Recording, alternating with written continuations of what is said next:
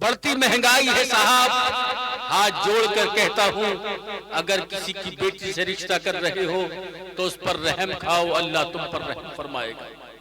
اس لیے تم جو مال کی ڈیمانڈ کرتے ہو، بچولیوں کے ذریعے اپنا پیغام بھیجتے ہو، اس کو سن کر باپ کا کلیجہ دہل جاتا ہے، اس کو سن کر باپ کی آنکھوں میں آنسو آتے ہیں۔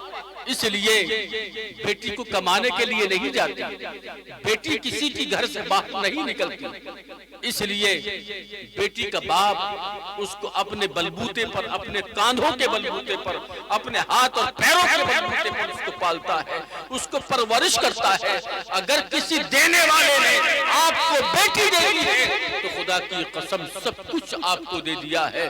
اس لیے اگر آپ کے دروازے پر کوئی بیٹے والا آتا ہے یا بیٹی والا آتا ہے تو اس کا احترام کریں، سادگی کے ساتھ نکاح کریں۔ اما ان کی بات چھوڑیے جنہیں اللہ نے بے انتہا دیا ہے، ان کے چکر میں اپنا گھر برباد مت کیجئے۔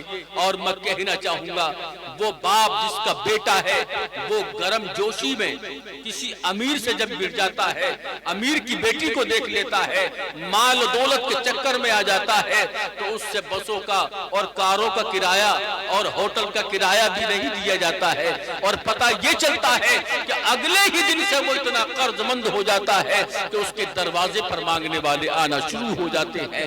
ہم نے کہا بھائی اتنی بڑی شادی کی ہے، ابھی کل تک تو تم بہت امیر تھے، آج صبح میں غریب کیسے بن گئے؟ تو کہنے لگا جناب یہ میرا عمل تھا جس کو میں نے بے خودی میں آ کر اور جذبات میں آ کر کسی بڑے گھرانے سے بیٹے کا رشتہ کیا، اور اس کے چکر میں، اس کی ٹکر میں آنے کے لیے میں نے لوگوں سے قرضہ لیا، تب جا کر کے میں نے کاریں کی ہیں، تب جا کر کے میں نے اپنی بات بنائی ہے، سونا اور چاندی لیا ہے۔ اس لیے ایسی شادی بیٹے والے بھی نہ کریں جہاں کے بیٹا قرض مند ہو جائے اور اگلے ہی ہفتے اپنا پلندہ اٹھائے اور دہلی اور بمبئی کو کمانے کے لیے جا رہا ہے۔ ایسی کوئی جو ہے آپ شادیوں میں ناجائز طریقے سے فریاد نہ رکھیں، آپ کوئی ایسی مانگ نہ رکھیں جس سے کہ بیٹی والا کر جائے اور بیٹا والا تھک جائے، یا آپ امیر ہیں کسی غریب بیٹی والے کو مت ستاؤ۔ اس لیے کہیں ایسا نہ ہو اس کو جوڑا ہوا، بٹرا ہوا، محنت و مشقت کے ساتھ میں اکٹھا کیا ہوا پیسہ بھی لگ جائے، پلاٹ بھی بک جائے، اس کا سونا اور چاندی بھی گروی رکھ جائے، اور وہ لوگوں سے قرض بھی لے لے اور پھر بھی آپ کا دل خوش نہ ہو۔ اس کا مطلب صاف ہوتا ہے کہ باپ کا کلیجہ روتا ہے، بہن یعنی مل کر کے روتی ہے، اور خدا کی قسم جب بیٹی کے آنسو نکلتے ہیں تو اس بات پر نہیں نکلتے کہ میں گھر سے جا رہی ہوں، اس بات پر نکلتے ہیں کہ میرے باپ نے مجھے کتنے پیار سے پالا، لاڈ پیار سے پالا، لیکن آج جب مجھے گھر سے نکال رہا ہے تو میرا باپ قرض مند ہو گیا ہے، میرے باپ نے میری خاطر پلاٹ بیچے ہیں، میرے باپ نے میری خاطر آج اپنے آنسو بہائے ہیں۔ خدا کی قسم اے آنسو دینے والوں، اللہ تم پر رحم فرمائے۔ اب کسی بیٹی کو آنسو مت دو، کسی باپ کو آنسو مت دو۔ اس کا مطلب صاف ہوتا ہے جب یہ غریب کی بیٹی اپنی سسرال جاتی ہے، صبح کو کال کرتی ہے، اے چچا جان میرے باپ کو سمجھا دینا، میرے باپ نے اپنا محنت سے خریدا ہوا پلاٹ بیچا ہے، میرے باپ نے اپنی محنت کی کمائی سے میری شادی کی ہے، میرا باپ قرض مند ہو گیا ہے، اب اس کو صبر دے دینا، اس لیے کہ میں یہاں آ چکی ہوں۔ اللہ میری زندگی کو سلامت رکھے، میں اپنے باپ کی زندگی کے لیے دعا کرتی رہوں گی کہ میرے باپ نے مجھ پر بہت احسان کیا ہے۔ اس کے بعد بھی بعض اوقات ایسا ہوتا ہے کہ لوگ اتنا مال دولت لینے کے بعد بھی خوش نہیں رہتے، ان کا بیٹا بھی خوش نہیں رہتا، چند ہی دنوں کے بعد میں مال و دولت کے لیے ان کو پرتاڑت کیا جاتا ہے، اس بیٹی کو ستایا جاتا ہے، اس پر ظلم و ستم توڑے جاتے ہیں۔ یہ مسلمان کی شان نہیں ہے، ایک مومن کی شان نہیں ہے۔ ارے نبی کی بیٹی کے جہیز کو اگر آپ سنو گے تو غور سے سنیے، انشاءاللہ ایمان تازہ ہو جائے گا۔ اگر واقعی آپ کلمہ کے شریک ہیں، کلمہ طیبہ لا الہ الا اللہ محمد رسول اللہ کے شریک ہیں، تو آپ کو اس بات پر یقین کرنا ہوگا کہ فاطمہ الزہرا کو میرے نبی نے 2 چکیاں دی تھی کہ بیٹا اپنے ہاتھوں سے پیسنا ہوگا، اپنے شوہر کو کھلانا ہوگا، 2 مشکیزیں دیے تھے جو اپنے ہاتھ سے پانی کو بھر کے لا کے علی کو پلانا ہوگا.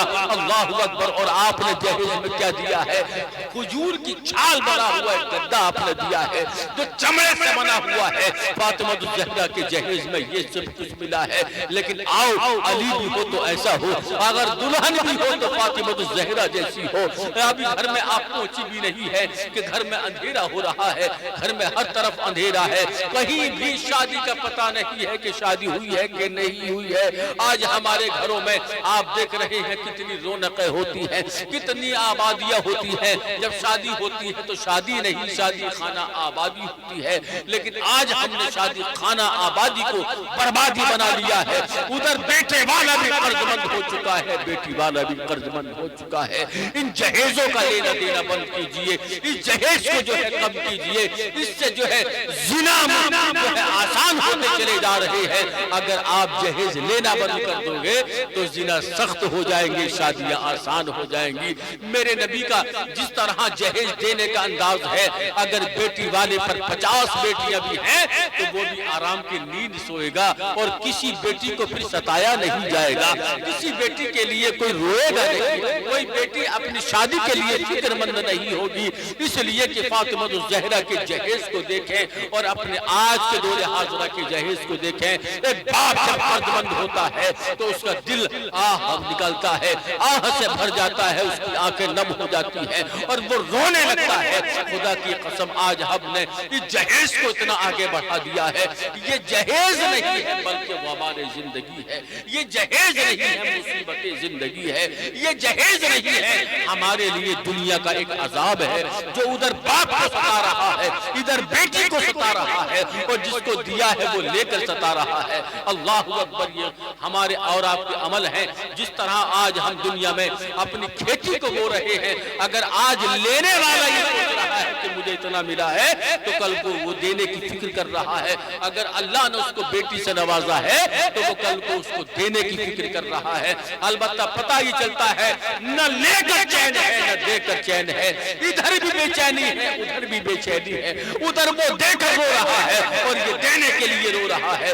اس لیے اس مصیبت کو دور کیجئے اور اپنے بیٹے اور بیٹیوں کا نکاح سادگی کے ساتھ کیجئے. اور ہاں ایک بات میں آپ کو اور بتا دوں, اور چلتے چلتے کہ آج ہماری بیٹی کو دیکھنے کے لیے جب لوگ آتے ہیں 10-15 لوگ آتے ہیں, چائے کے بہانے پانی کے بہانے اس بیٹی کو برہنہ لا کر کے کھڑا کر دیا جاتا ہے, اور اس بیٹی کو سب دیکھتے ہیں. کوئی اس کی چال کو دیکھتا ہے, کوئی چہرے کو دیکھتا ہے, کوئی بالوں کو دیکھتا ہے. ارے خدا کے بندے, اللہ کا شکر ادا کر, وہ انسان ہے, اسے خدا نے بنایا ہے, تو کون ہوتا ہے اس کے اندر غلطی نکالنے والے.